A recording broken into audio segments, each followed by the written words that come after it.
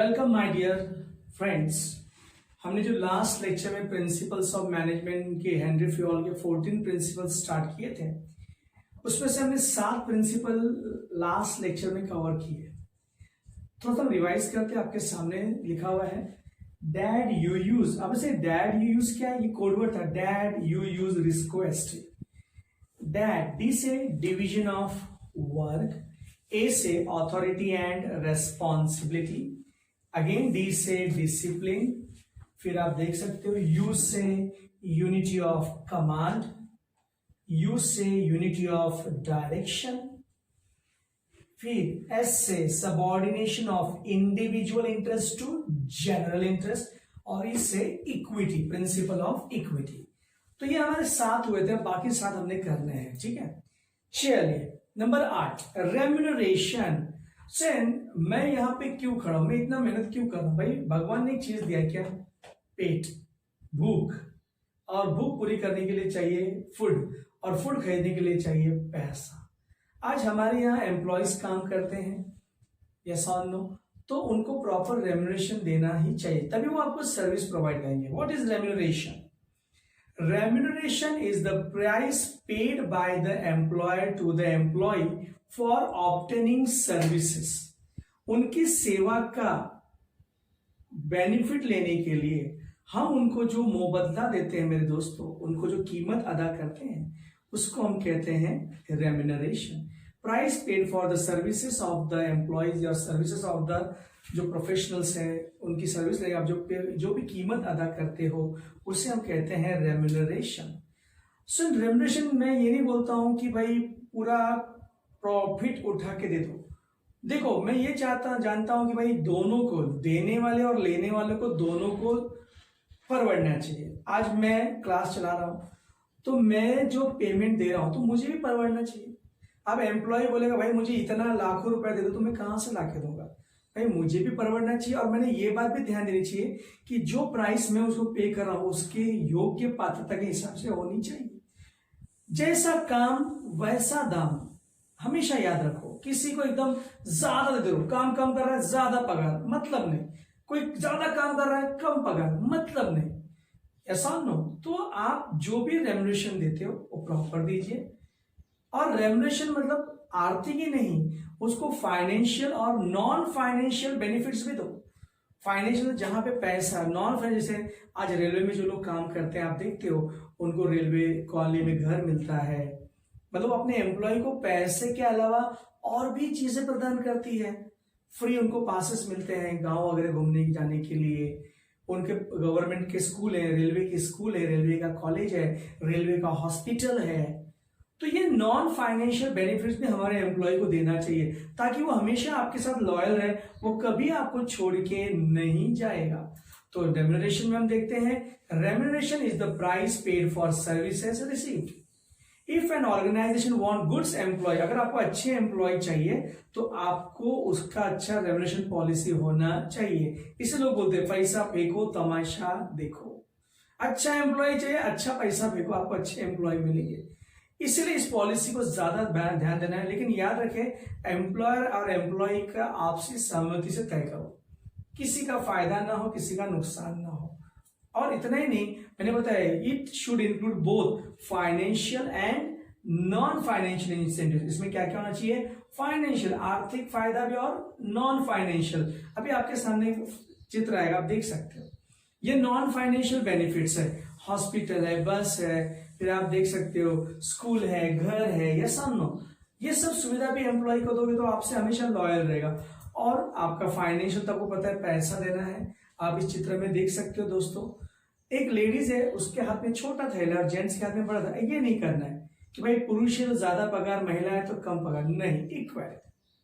भाई काम के हिसाब से दान। यहाँ पे आप एक फोटो देख रहे हो, किसी के नीचे ज्यादा कॉइन है, किसी के नीचे कम कॉइन है, मतलब जैसा काम वैसा दाम। ज्यादा काम ज्यादा दाम, कम काम कम दाम, नो काम नो दाम। समझ में आ रही है? इसको हम रेम्यूनरेशन कहते हैं। तो अच्छा रेम्यूनरेशन पॉलिसी होना चाहिए। तो अगर आपको अच्छे लोगों की जरूरत है तो, इसलिए बोलते हैं सस्ता रोए बार बार, महंगा रोए एक बार। अगले हम प्रिंसिपल की तरफ बढ़ते हैं। इनिशिएटिव। सर इनिशिएटिव का मतलब क्या होता है? मैं अभी भी देखता हूँ कुछ माँ बाप ऐसे होते हैं जो अपने बच्चों को अभी भी एकदम स्मूथ फीडिंग रखते हैं। स्कूल छोड़ने जाना, कॉलेज छोड़ने जाना, ट्रेन पे छोड़ने जाना, बस पे छोड़ने जाना, ऐसा मत करो। वो बच्चा कभी भी फ्लरिश नहीं होगा। उस पर थोड़ी जिम्मेदारी, उसको इनिशिएटिव लेने दो, उसको भी थोड़ा आगे आने दो। हमारे एम्प्लॉयज को भी हर काम, हम नहीं मैनेजर, थोड़ा उनको भी काम करने का आजादी दीजिए आप। भाई तुम्हारा प्लान बनाओ, ठीक है, ये मैं मेरे हिसाब से करता हूं, चलो ये काम की जिम्मेदारी मैंने आपको दिया, आप सबऑर्डिनेट्स को दिया। सुपीरियर हर काम नहीं, कुछ काम किस पे आंख पे डाल दो, सबऑर्डिनेट्स पे, हमारे एम्प्लॉय पे। तो उससे क्या होता है, तो बोलो तुम अपना प्लान बनाओ, तुम अपने हिसाब से काम करो, हम कुछ नहीं बोले, हमको रिजल्ट से मतलब। क्या होता है, जब हम किसी काम की जिम्मेदारी किसी को डालते हैं तो वो उसको अच्छे से करता है। और एम्प्लॉय पे अगर हम डाल देंगे स्वयं, तो क्या होता है, उसको भी लगता है यार एम्प्लॉयर मेरे पे इतना भरोसा करता है, और उसको काम करने में मजा आता है, वो अपना प्लान बनाएगा, अपना दिमाग लगाएगा। बराबर है कि नहीं? यस और नो? तो इससे एक अटैचमेंट बढ़ जाएगा हमारे ऑर्गेनाइजेशन के साथ। तो इसीलिए हम इसको कहते हैं इनिशिएटिव। अग्रसर, आगे लो, पुढाकार करने दो, उनको बोलो आप आगे, उनसे आइडियाज लो, भले आप मानो या नहीं मानो, उनको पूछो कि ये काम कैसे करना चाहिए, ये चीज कैसे करनी चाहिए, ये अच्छी है बुरी है, ये रखूं या हटाऊं। तो उनको भी लेनी, हमारा भी इन्वॉल्वमेंट है। बराबर है, हम भी इस कंपनी के कुछ हैं, कुछ लगते हैं। हमारे घर में जैसे बच्चे बड़े हो जाते हैं, अपना डिसीजन खुद लेते हैं, नहीं, हमारे माँ बाप को पूछो, भले हमको पता है उनका हाँ ना से हमको कोई फर्क नहीं पड़ता दोस्तों, फिर भी मम्मी ये काम करना है, मैं करूं क्या, कैसे करूं, तो उनको भी हाँ वाह हमारा बेटा भले कितना ही बड़ा हो गया लेकिन आज भी हमको उतना मान सम्मान देता है। और माँ बाप को भी लगता नहीं अब हमारा बेटा बड़ा हो गया है, अपनी जिम्मेदारी खुद रख सकता है, और उनको भी गर्व होता है आपके ऊपर। तो इनिशिएटिव बहुत जरूरी है दोस्तों। तो इनिशिएटिव क्या होता है, management should encourage initiative. This mean they should encourage the employees to make their own plans. खुद का उनको बोलो प्लान बनाओ, खुद उसको एग्जीक्यूट करो, अमल में लाओ। इससे क्या होगा, उनको सेटिस्फैक्शन मिलेगा, और हमारे ऑर्गेनाइजेशन को जब उसको सेटिस्फैक्शन मिलेगा तो काम में बहुत इंटरेस्ट दिखाएगा। और जब एम्प्लॉय खुश होता है ना सर, तो समझ लो बोयाम्बो भी खुश हो जाता है। आपने मिस्टर इंडिया पिक्चर देखी होगी, जब उसके कामगार जो होते हैं, जो गुंडे उसके हाथ नहीं होते हैं, जब वो अच्छा कोई माल लेकर आते हैं उसके लिए, तो मोगैम्बो भी क्या होता है, खुश होता है। तो जब एम्प्लॉय खुश होंगे तो ऑटोमेटिक ऑर्गेनाइजेशन भी बढ़ता है। इनिशिएटिव कहते हैं उसको। तो देख सकते हैं यहाँ पे आप लोग, इतने लोग इनिशिएटिव, आगे आओ भाई, आइडियाज दो, व्यूज दो हमको, तुमको क्या लगता है ना, यस और उनको इन्वॉल्व करो। अभी क्लास का फंक्शन होता है, मैं अकेला कितना करेगा, तो मैं बोलता भाई आगे आओ, बच्चों को बोलता हूँ आगे आओ, वॉलंटियर बनो, कैसे करना है, डांस कैसे करना है, स्पोर्ट्स अरेंज करता हूँ, ये सब हम बच्चों से करते हैं कि उनको भी नहीं चाहिए ये क्लास हमारे लिए नहीं है, हम भी क्लास के लिए उतनी ही महत्वपूर्ण है। सिर्फ हम दोनों के बीच में आर्थिक संबंध नहीं है, एक हमारा पारिवारिक संबंध भी होना चाहिए स्टूडेंट्स। और जहां बच्चे खुश होते हैं वो संस्था आगे ही जाती है स्टूडेंट्स। चलिए आगे बढ़ते हैं हम लोग। Stability of tenure. स्टेबिलिटी मतलब इसको जॉब सिक्योरिटी भी कहते हैं स्टूडेंट। स्टेबिलिटी का मतलब होता है स्थिरता, टेन्योर मतलब जॉब सिक्योरिटी। स्टूडेंट देखो, कोई माँ के पेट से डॉक्टर बन के नहीं पैदा होता है, कोई माँ के पेट से इंजीनियर नहीं होता। जो हम बनते हैं, डॉक्टर हो, इंजीनियर हो, टीचर हो, लॉयर हो, हम बाहर दुनिया में आने के बाद ही बनते हैं। कोई माँ के पेट से कोई चीज सीख के नहीं आता है, इस दुनिया में आने के बाद ही सीखता है। आज हमारे पास एम्प्लॉयज आता है, आज आप ग्रेजुएट हो जाते हो स्टूडेंट्स, तो जब ग्रेजुएट होकर जॉब करेंगे तो आपको जॉब मिलना ही मिलना है, क्योंकि आपको उस जॉब के बारे में एक्सपीरियंस कब आएगा, जब उस काम करोगे तब। तो जब कोई व्यक्ति न्यूली अपॉइंट होता है तो उसको उस काम करने को सीखने में थोड़ा सा क्या लगता है, समय लगता है। तो उसको समय दो। ऐसा नहीं तेरे को ये काम नहीं आता, चल निकल यहां से, ऐसा नहीं। Every man takes time to learn a job. तो उसको वो काम सीखते रखो, और एक बार वो काम सीख गया तो उसको परमानेंट कर दो, ज्यादा दिन तक टेम्पररी रखो मत। मतलब एम्प्लॉय को ऐसा नहीं करना चाहिए कि यार अपना इस ऑर्गेनाइजेशन में कभी भी विकेट जा सकता है। जॉब सिक्योरिटी होना चाहिए, जॉब सिक्योरिटी तो कभी छोड़ के नहीं जाएगा। अभी बहुत सारे ऑर्गेनाइजेशन में क्या होता है, कोई बोलता है इस कंपनी में छोड़ के उस कंपनी, उस कंपनी से उस कंपनी, उस कंपनी से, कि उनको पता है कि इसमें जॉब सिक्योरिटी नहीं है, ये हमको कंपनी कभी भी क्या कर सकती है, लात मार के निकाल सकती है। तो ऐसा नहीं, एम्प्लॉय के अंदर इनसिक्योरिटी नहीं होना चाहिए। भाई मैं अगर इस ऑर्गेनाइजेशन में हूं तो मुझे पता है कि मैं कभी भी यहां से निकाला नहीं जाऊंगा। इसको कहते हैं स्टेबिलिटी ऑफ टेन्योर। जब आप एम्प्लॉय को टेम्पररी से क्या करते हो परमानेंट, तो उसके काम करने की आपके ऑर्गेनाइजेशन प्रति जो लॉयल्टी है वो क्या होती है दोस्तों, बढ़ जाती है। वो ज्यादा एफिशिएंसी से काम करता है, ज्यादा मेहनत से काम करता है। तो स्टेबिलिटी ऑफ टेन्योर में आप देख सकते हो क्या लिखा है, an employee needs some time to learn a job and to become efficient. उसको काम सीखने में थोड़ा समय लगता है और कार्य सक्षम बनने में भी, इसलिए उसको टाइम दो ताकि वो क्या बने, एफिशिएंट बने। एक बार वो एफिशिएंट बन गया ना तो उसको क्या कर दो, परमानेंट, तो कभी आपको छोड़ के नहीं जाएगा। ठीक है, तो आप देख सकते हो। तो बहुत सारे ऑर्गेनाइजेशन देखो, जैसे आप यहाँ पे देखो उसको जॉब से निकाल रहे हैं, ऐसा नहीं होना चाहिए।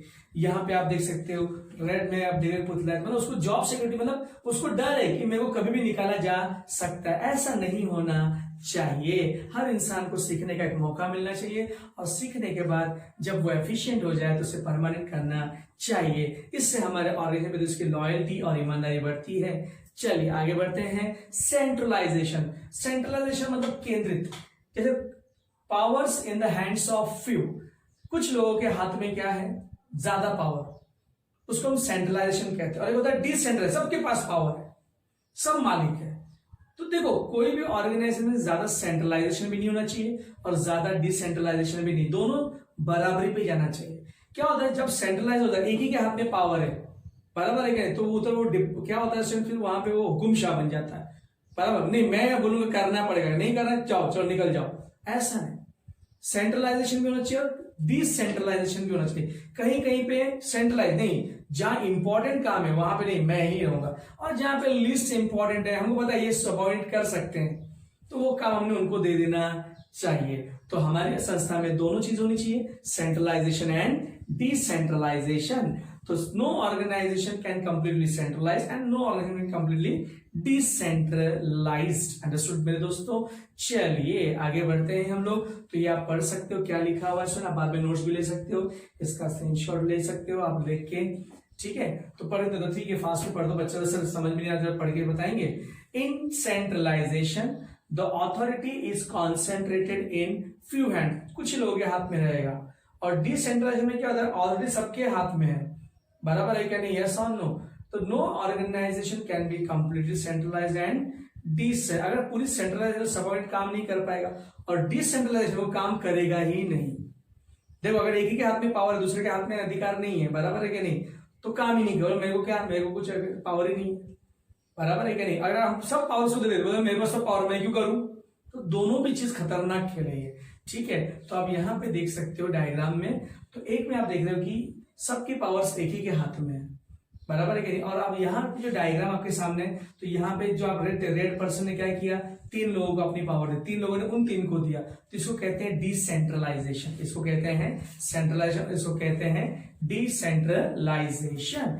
चलिए नेक्स्ट आता है हमारा दोस्तों ऑर्डर। ऑर्डर का मतलब होता है क्रम, हर चीज का एक क्रम होना चाहिए, बराबर है क्या नहीं। अब मैं बताओ, आप खाना खाते हो, सुबह उठते हो, उठने के बाद आप क्या करते हो, पहले ब्रश करेंगे, नहाएंगे धोएंगे, पूजा पाठ करेंगे, उसका नाश्ता करेंगे, फिर आप काम पे निकलते हो, तो ये आपका ऑर्डर है।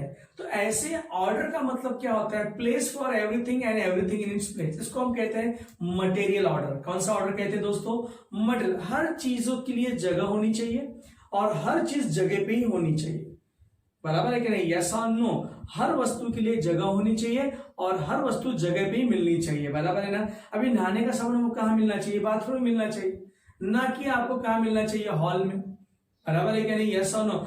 हमारे घर में रोज सुबह झगड़ा होता है, जो बाल बनाने के लिए कंघी जल्दी मिलती नहीं है, कंघी जो कोम होता है, बराबर है ना, वो नॉर्मली कहाँ होता है, ड्रेसिंग टेबल पे होना चाहिए, पर रहता है मम्मी रखती है सुबह वहां पे, बराबर, पर दिन भर में पता नहीं कहाँ पैर फूट जाते, चल के कहीं गायब हो जाता है, बराबर है क्या नहीं। तो यही चीज है, place for everything and everything in its place. Light bill ढूंढना है तो गद्दे के नीचे ढूंढते, टेबल के नीचे ढूंढते, कहाँ गया लाइट बिल, अरे फोल्डर रखिए उसमें रखिए। तो हर वस्तु के लिए जगह होनी चाहिए और हर चीज जगह पे ही वस्तु वो उसी जगह पे होनी चाहिए, जिसको मटेरियल ऑर्डर कहते हैं। कौन सा order, material order. Everything, place for everything and everything in its place.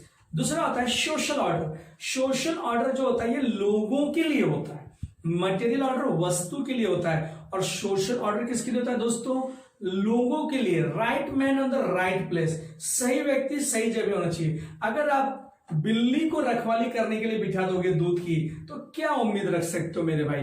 क्या वो दूध की रखवाली करेगी या क्या वो दूध पी जाएगी? जानने के लिए वो तो आपको बाद में पता चलेगा।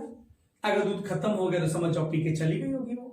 तो वही चीज अगर आप चोर को बिठा दोगे खजाने की रखवाली करने के लिए, तो क्या उम्मीद रख सकते हैं आप? तो right man on the right place, कि अगर एक गलत इंसान अगर हमारे ऑर्गेनाइजेशन में आ जाता है तो हमारा पूरा ऑर्गेनाइजेशन का ऑब्जेक्टिव, पूरा माहौल डिस्टर्ब हो जाता है। बराबर है कि नहीं? यस और नो? तो right man on the right place, सही व्यक्ति सही जगह पे होना चाहिए, तभी वो सही काम करेगा दोस्तों। अगर गलत व्यक्ति को आप सही जगह पे बिठा दोगे तो गलत काम ही करेगा। बराबर है ना? तो हमारा ऑर्डर में दो प्रकार के ऑर्डर होते हैं, अभी आप देख सकते हो। तो there should be order for things and people, वस्तुओं के लिए भी क्रम होना चाहिए और लोगों के लिए भी क्रम होना चाहिए। Order for thing is called as material order and order for people is called as a social order. Material order का मतलब होता है place for everything and everything in its place, हर वस्तु के लिए जगह होनी चाहिए और हर वस्तु जगह पे ही होनी चाहिए। और सोशल ऑर्डर मतलब right man on the right place, सही व्यक्ति सही जगह पे होना चाहिए। अंडरस्टूड और नॉट? चलिए आगे हम देख सकते हैं इसके अंदर स्टूडेंट्स। अभी आपके सामने चित्र में बहुत सारी चीजें हैं, टीवी है, उसके नीचे ओवन। अब जब टीवी जो है टेलीविजन है और यहाँ पे फ्रिज भी है, टीवी कहाँ होना चाहिए? लिविंग रूम में होना चाहिए, बाथरूम में होना चाहिए। सिर्फ बेडरूम तो ऑप्शनल, भाई जो ज्यादा पैसे वाला दो टीवी घर में रखता है, बेडरूम में भी और लिविंग रूम में भी, बराबर, जिसको आप हॉल बोलते हो। पर एक सामान्य इंसान भाई एक ही टीवी रखता है कि टीवी के माध्यम पूरा परिवार एक साथ बैठ के, तो अगर सब हर रूम में टीवी लिया तो सब जब हर रूम में घुस के बैठ, कोई कभी भी किसी से मिलेगा ही नहीं। तो लिविंग एरिया का मतलब सब लोग वहां मिलते हैं। तो टीवी कहाँ होता है? वेरी गुड, लिविंग रूम में। और ओवन और फ्रिज कहाँ होती है? किचन में। वेरी गुड, इसको कहते हैं सही चीज सही जगह पे होनी चाहिए। तो आपका जवाब सही है, टीवी लिविंग रूम में होना चाहिए, ओवन और फ्रिज कहाँ होना चाहिए मेरे दोस्त? किचन में होना चाहिए। लिविंग रूम और ये किचन में होना चाहिए। तो सही चीज सही जगह पे। अगर आपने बोला लिविंग रूम हर किसी जगह पे, टीवी आपने बेडरूम में रखा, लिविंग रूम में हॉल में आपकी टीवी नहीं, मेहमान आ गए बैठे बोर हो रहे, अब बोलो चलो बेडरूम में चलते हैं, टेंशन में आ जाएगा ना। बेडरूम में चलते आप अचानक से बोल रहे नहीं भाई टीवी देखने के लिए, वो भी हंसेगा, बोले यार टीवी हॉल में रखते हैं लोग, यार बेडरूम में रखते हैं।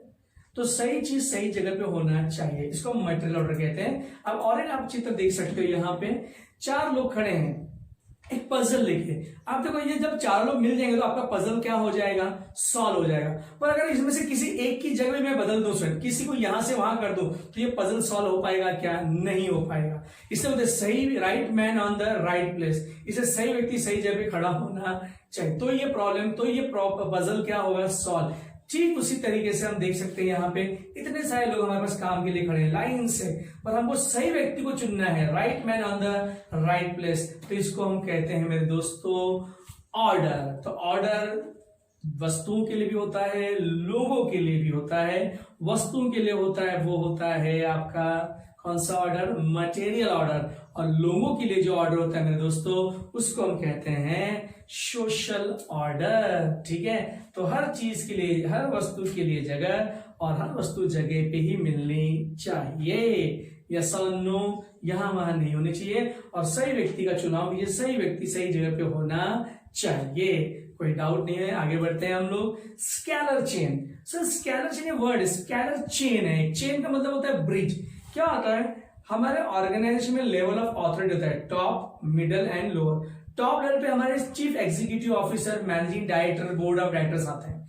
मिडल लेवल में हमारे प्रोडक्शन मैनेजर, फाइनेंस मैनेजर, जो मैनेजर्स होते हैं, production manager, sales manager, finance manager, marketing manager, ठीक है ना, ये सब आते हैं मिडल लेवल में। तो मेन जो मेन होते हैं डिसीजन लेवल कौन होते हैं? Top level. उसको इंप्लीमेंट करने वाले कौन होते हैं? Middle level. और काम जिससे करवाने वो कौन से लेवल है? Lower level. जो वर्कर्स हैं, फोरमैन है, सुपरवाइजर है, वो कौन से लेवल में आते हैं? Lower level. तो तीन लेवल है, top level, middle level and upper level. तो हर एक को अपना सुपीरियर पता होना चाहिए।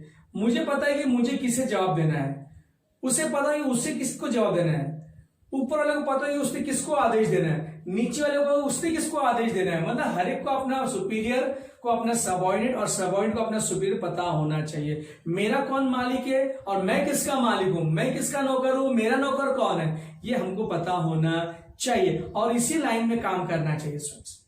बराबर है क्या नहीं। छोटे बच्चों में झगड़ा होता है तो एक बच्चा दूसरे बच्चे को मारता है, पर दूसरा बच्चा उसको नहीं मारता, वो जाके उसके माँ को बोलता है कि काकू काकू तुमच्या मुलांनी मला मारलं, कि आंटी आंटी आपके बेटे ने मुझे मारा। उसको पता है कि यही होता है लाइन ऑफ ऑथोरिटी। वो चाहे उसको मार सकता उसके जवाब में, उसको पता है नहीं मैं इसके मम्मी को जाके बताऊंगा तो मम्मी इसको बराबर धुलाई करेगी, मैं तो एक मारूंगा मम्मी तो 10 मारेगी, तो ज्यादा बेनिफिट उधर है। पर कभी कभी मम्मी भी साथ दे सकती है, इसलिए बच्चा वही धो देता है, तो इसको कहते हैं स्कैलर चेन। डायरेक्ट हमें ब्रिज बना देते हैं, बराबर है क्या नहीं। तो जैसे हमारा लाइन ऑफ ऑथोरिटी है, ऐसा ट्राइंगल में चलता है सर, तो हमको इसी लाइन ऑफ ऑथोरिटी में चलना पड़ता है, यहां से यहां, यहां से यहां। पर समझो यहां और यहां वाले को मिलना है तो ये यहां से जाएगा, फिर यहां से यहां इंफॉर्मेशन आएगी, इसीलिए लोग क्या करते हैं ट्राइंगल से ऐसे हो जाता है। तो आप मेरे हाथ को देख सकते हैं, क्या बन गया, एक ब्रिज बन गया। देखो ये लाइन ऑफ ऑथोरिटी ट्राइंगल में है मेरे दोस्तों, तो ए बी सी, यहाँ पे ए पी क्यू, अब क्यू और यहाँ पे सी को मिलना है, तो ये क्यू यहां से यहां जाएगा, फिर यहां से यहां आएगा, तो टाइम लगेगा। तो कहीं कहीं पे इमरजेंसी में डिसीजन रहता है तो डायरेक्ट लोग आपस में मिल जाते हैं, इसको गैंग प्लैंक कहते हैं, ब्रिज कहते हैं। समझ में आई बात। तो स्केलर चेन का एक सिंपल सा मतलब क्या है दोस्तों, कि हर सुपीरियर को अपना सबऑर्डिनेट और हर सबऑर्डिनेट को अपना सुपीरियर पता होना चाहिए। तो आप देख सकते हो scalar chain is the line of authority, जो टॉप से कहां चलती है, बॉटम। ये लाइन किसको ज्वाइन करती है, टॉप से लेकर बॉटम से। हर एम्प्लॉय को पता होना चाहिए, हर मेंबर को पता होना चाहिए कि उसका सुपीरियर कौन है, और हर सुपीरियर को पता होना चाहिए उसका सबऑर्डिनेट कौन है। हर मालिक को भाई उसके नीचे कौन आ रहा है, और जो मैनेजर उसको पता होना चाहिए कि मैं किसके नीचे आ रहा हूं। और ये जो होता है, ये लाइन कभी टूटना नहीं चाहिए, पर किसी किसी केस में टूटता है, तो वहां पे मैंने बताया ना इमरजेंसी, इसी लाइन में चल रहा है, ये यहां से और ये यहां से, ऐसा ट्राइंगल, ये हमारा हायरार्की है ट्राइंगल, यस और नो। पर किसी इमरजेंसी यहां वाले को इंफॉर्मेशन पहुंचना है, तो यहां से यहां जाने में टाइम लगेगा, तो इसलिए डायरेक्ट ब्रिज बन गया। देखो ये डायरेक्ट क्या बन गया, ब्रिज बन गया, तो डायरेक्ट कांटेक्ट बन गया, तो हमने डायरेक्ट उसको वहां से उठा लिया ब्रिज बना के। ठीक है, तो देख सकते हैं आप लोग। तो आपका देखो क्या क्या है यहाँ पे, upper management, middle management, lower level है। अपर लेवल में सब बड़े बड़े लोग आपके chief executive officer, managing director सब आ गए, सीईओ हो गए, यस और नो। उसके बाद आपका मिडिल लेवल में आपके देखो मैनेजर्स आ गए, marketing manager, plant manager, production manager, sales manager, finance manager. Lower level में आपके कौन आ गए, फोरमैन आ गया, शिफ्ट मैनेजर आ गया, टीम लीडर आ गए, यस और नो। असिस्टेंट मैनेजमेंट, फोरमैन आ गए, सुपरवाइजर आ गए, ये सब इसमें आ जाते हैं। तो ये आपके लेवल ऑफ मैनेजमेंट है। तो ऐसे ट्रायंगल में ही चलना चाहिए, पर अगर ट्रायंगल में नहीं तो देखो ब्रिज बन जाता है बीच में। चलिए तो आगे बढ़ते हैं हम लोग। नेक्स्ट आता है हमारा जो आपका ब्रिज बन गया, देखो ब्रिज बना दिया, ये लोगों ने साथ दे दिया है। चलिए आगे आते हैं, हमारा लास्ट जो 14th फीचर है वो है Esprit the corps. Esprit the corps ये फ्रेंच वर्ड है, उसको हम नॉर्मल इंग्लिश में बोलेंगे टीम स्पिरिट। टीम स्पिरिट का मतलब होता है टीम वर्क। जैसे इंडियन टीम सिर्फ विराट कोहली पे नहीं चलती, सिर्फ धोनी पे नहीं चलती, पूरा टीम वर्क है। अगर विराट कोहली सोचे कि मैं पूरे 500 रन बना दूं, पॉसिबल ही नहीं, बराबर है क्या नहीं, यस और पूरा टीम वर्क होता है स्वयं। अगर समझो दिशांत शर्मा है या दूसरे कोई जो बॉलर्स हैं, मैं तो ज्यादा क्रिकेट देखता नहीं फ्रेंड्स, कि मैं फुटबॉल मेरा फेवरेट गेम है, यस और नो, तो यहाँ पे अगर कोई बॉलर मैं ही सारे विकेट ले लूं तो इट इज नॉट पॉसिबल। तो ये टीम वर्क होता है, क्रिकेट है, फुटबॉल है, आप देखिए ये टीम वर्क, सब मिलकर काम करेंगे तो ही ऑब्जेक्टिव हासिल होता है स्टूडेंट्स। दही हंडी में आप देखते हो, वो बोले मैं अकेला चढ़ के दही हंडी फोड़, नहीं, पूरा टीम वर्क होता है स्टूडेंट्स, बराबर है क्या। टीम वर्क का मतलब होता है मिलकर काम करना, एक दूसरे को सपोर्ट करके काम करना, साथ ही हाथ बटाना, साथ ही रे, एक अकेला थक जाए तो दूजा हाथ बढ़ाना, इसी को कहते हैं टीम वर्क। तो देखते हैं इसमें क्या लिखा है।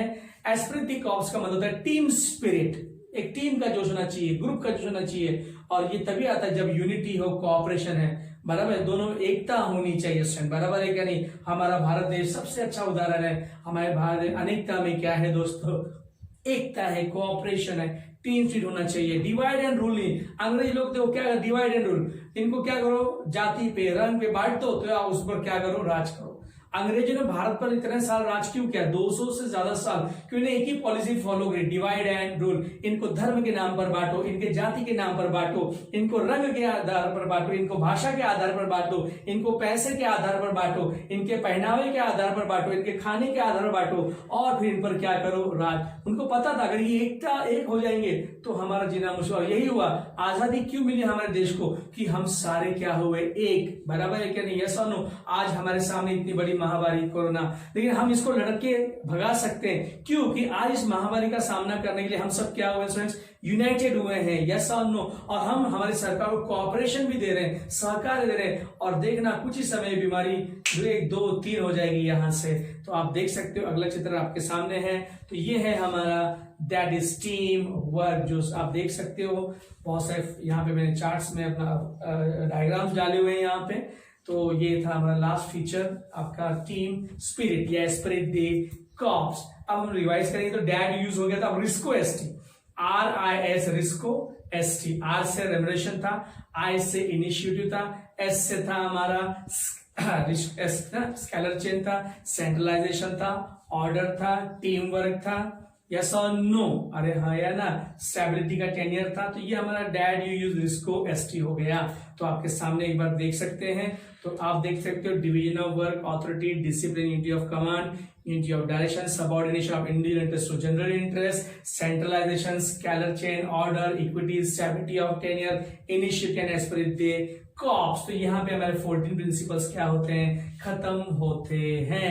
तो फिर से एक बार रिवाइज करते हैं लोग। रेम्यूनरेशन, सही व्यक्ति का सही पगार होना चाहिए, अच्छे व्यक्ति पाने के लिए, अच्छे एम्प्लॉय पाने के लिए अच्छा पगार का पैकेज भी होना चाहिए, यस और नो। उसके बाद इनिशिएटिव, लोगों से काम करवाना, लेकिन उनको भी काम करने का थोड़ा सा एक फ्रीडम दीजिए, आजाद दीजिए, तो make their own plans, implement करो, एग्जीक्यूट करो, ताकि उनका भी इंटरेस्ट आएगा उस चीज में।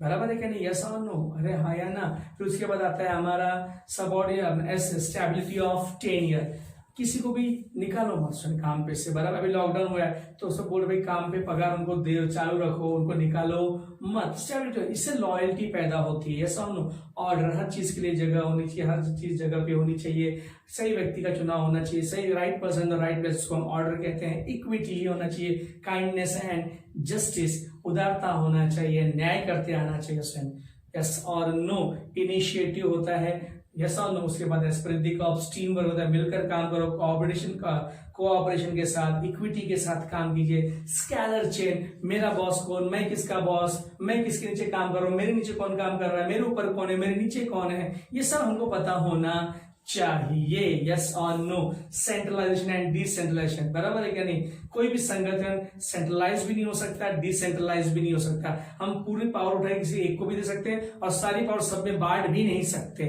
दोनों में बराबर बैलेंस होना चाहिए। तो ऐसे कुछ फीचर्स हैं। तो आपके यहाँ पे हेनरी फ्योल के 14 प्रिंसिपल्स खत्म होते हैं स्टूडेंट्स, इसको आप रिवाइज कीजिए, पढ़िए, बोर्ड की टेस्ट में ये सब प्रिंसिपल्स वगैरह दिए हुए हैं मेरे दोस्तों। कैसा है कि थोड़ा आपको रिवीजन करना होगा तो आपको ज्यादा समझ में आएगा कि हम वीडियोस ज्यादा बड़ा बना नहीं सकते, कि टाइम कंज्यूमिंग रहेगा, तो आप वॉच ध्यान से देखोगे नहीं, पढ़ोगे नहीं, इसलिए हम पार्ट में वीडियोस बनाते हैं, थोड़ा स्पीड में बनाते हैं। इसमें क्लियर होगा कि डेटा पैक का प्रॉब्लम होता है बच्चों के पास, कि बहुत सारे लोग आजकल घर पे बैठे तो डेटा पैक पूरा खत्म करते हैं, तो फिर ये सब देखने के लिए उनके पास डेटा नहीं होता है, इसकी वजह से। ठीक है, तो अभी आप देख सकते हो। तो यहाँ पे हमने thank you for watching, take down notes in notebooks, thank you. इसके बाद हम लोग अगले लेक्चर में अगले वीडियो के साथ मिलेंगे। यहाँ पे हम इसको स्टॉप करते हैं। Thank you, stay at home, stay safe.